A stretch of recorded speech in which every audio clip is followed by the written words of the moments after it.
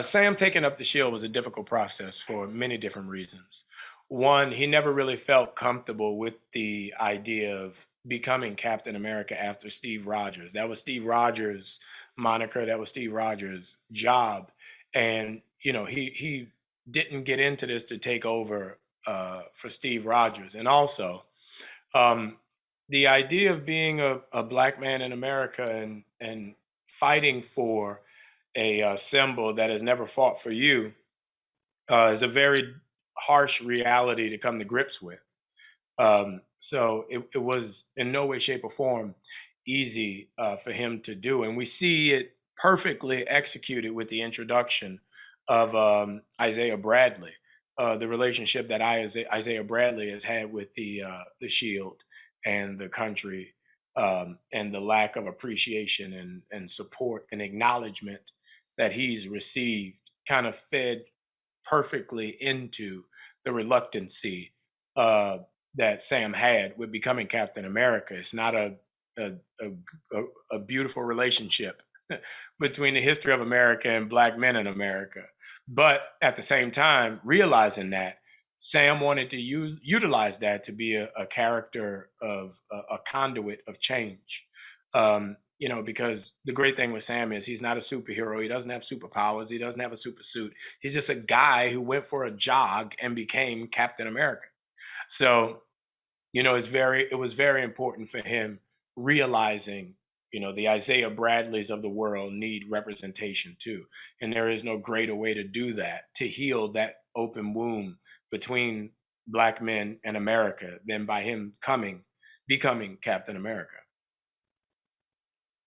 Well, Sam Wilson's Captain America is very different than Steve Rogers, just simply because, there is no super soldier serum. There is no super suit. There are no superpowers. He's starting off in the Winter Soldier. Sam started off as a counselor of military vets.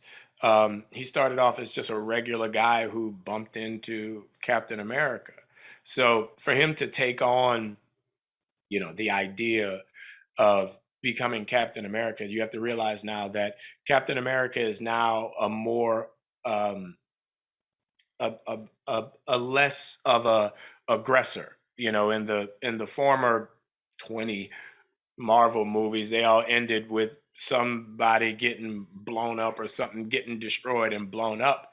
And if you watch The Falcon and the Winter Soldier, Sam's ultimate goal was to talk Carly and the Flag Smashers off the ledge of what they were trying to do.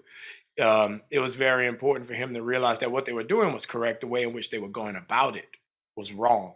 And he didn't want to do that with physical force. That's why the end of the show, episode 6, was so important, because all she knew with the super soldier serum was physical force. All she knew was brute force.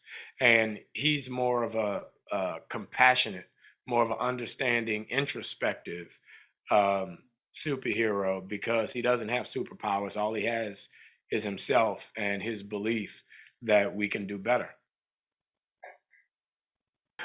Sam and Bucky's relationship evolved in a great way, because they went from, having a lack of any type of relationship to truly becoming friends and really co-stars. I mean, what Sam was able to Sam and Bucky were able to utilize their relationship with Steve Rogers and Steve no longer being around to kind of galvanize their relationship as friends. So you see them go through this amazing arc of not wanting to be around each other to not being able to do without each other. The themes of the Falcon and the Winter Soldier are very timely in many different ways. If you look at the show basically picks up post blip. Everyone's coming back and trying to figure out what their new normal is. How do they fit back into society? If you look at it in reality, we're almost in a post COVID society where we're looking for our new normal and how we're going to fit back into our new reality, is as post COVID citizens of an affected planet. Where exactly does that leave us? And also, the the idea of the relationship of America and African Americans has, in the past year and a half, reared its ugly head again, and for many different ways, many different reasons. And if you look at our show, The Falcon and the Winter Soldier, it's very important and timely because you bring up those exact same issues, just in a different scope and scale. The Flag Smashers literally want equality for all people. The Flag Smashers literally want everyone to have the same opportunities and treatment and not just a selected few.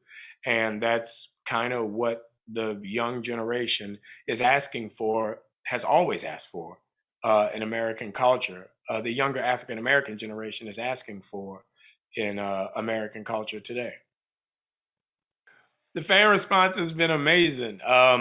It's just being here in New Orleans, the reaction from all the people I know here, from the places I go, the people I see, everyone's really in awe, really proud of the fact that I was able to work my way up to becoming Captain America.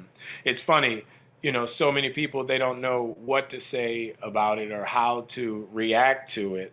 I don't even know exactly how to react to it yet, but people are really excited to see where the character's going because it's such a departure from where the characters and where we as a country have come from.